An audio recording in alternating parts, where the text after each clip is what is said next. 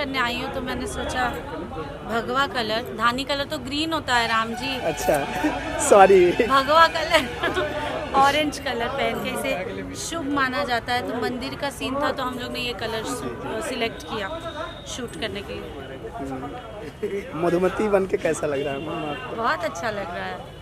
Madhumati movie में 3 characters play कर रही हूँ मैं, मधु, मैडी और जेनिफर। तीनों कैरेक्टर प्ले करके मुझे बहुत अच्छा लग रहा है और मुझे पूरी उम्मीद है कि दर्शकों को ये फिल्म देखकर भी बहुत अच्छा लगेगा। एक नया अवतार देखने को मिलेगा ना? बिल्कुल बिल्कुल, हर सिनेमा में मेरी यही कोशिश होती है कि मैं कुछ नया करने की कोशिश करूं ताकि लोगों को अच्छा लगे, और इस फिल्म के साथ भी मैं वही कर रही हूं और मैं उम्मीद करती हूं कि लोगों को पसंद आए। चर्चा है इस फिल्म में आप हीरोइन भी और खुद हीरो आप ही हैं और कोई दूसरा? मेरी हर फिल्म में हीरो सिर्फ स्क्रिप्ट होती है।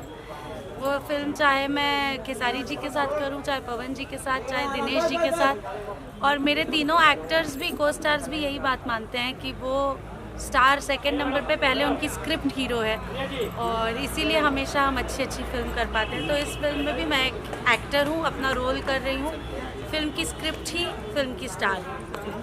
प्रोड्यूसर साहब को अमित कुमार सिंह जी प्रोड्यूसर। जी, बहुत बढ़िया फिल्में पहले भी अमित भैया ने बनाई है। कैसे हो जाला प्यार, कैसे हो जाला प्यार, और उनका एक्सपीरियंस इंडस्ट्री में चीज़ों को लेकर बहुत ज़्यादा है, तो आई थिंक उनका एक्सपीरियंस काउंट कर रहा है हमारी फिल्म के सेट पर। उन्होंने सारी ज़रूरत की चीज़ें उपलब्ध कराई है हमको, और उससे हम बहुत बढ़िया स्क्रिप्ट बनाने की कोशिश कर रहे हैं। तो मैं बहुत धन्यवाद देना चाहती हूँ अमित भैया को कि वो इतने कोऑपरेटिव है और इतनी अच्छी फिल्म बना रहे हैं। उनकी म्यूजिक कंपनी भी है PRA फिल्म, वही बैनर से। जी बिल्कुल। हम लोग अभी कल ही मैं और भैया बैठ के बात कर रहे थे, तो उन्होंने अपनी कंपनी के बारे में भी बताया था, हम लोग का वही सब डिस्कशन हो रहा था, और बहुत अच्छे कंटेंट लेकर आते हैं वो अपने चैनल से भी, तो आप लोग देखिए, ज़रूर देखिए।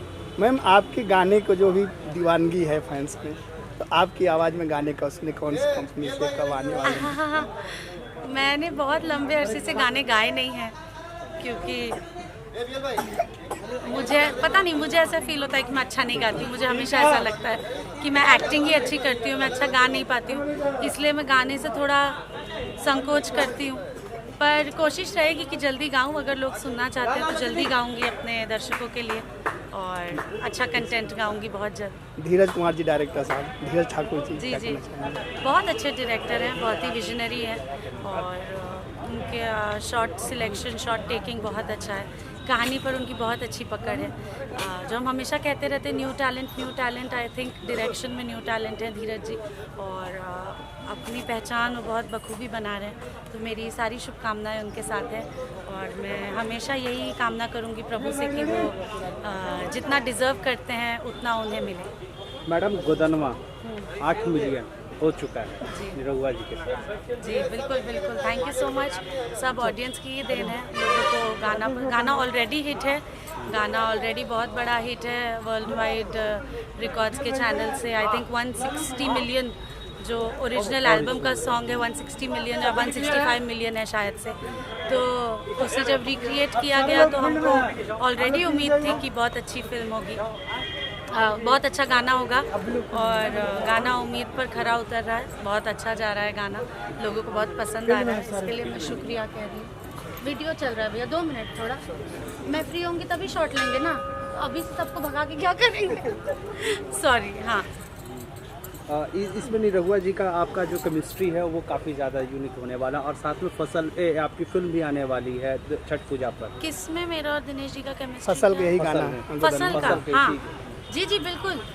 फसल is not about chemistry actually. फसल मूवी एक किसान के संघर्ष पर बनी हुई फिल्म है, तो मुझे लगता है कि लोगों के दिल को छुएगी ये फिल्म, और सिनेमा के माध्यम से हम जो कहना चाहते हैं लोगों को, वो बात लोगों तक पहुंचेगी बहुत जल्दी।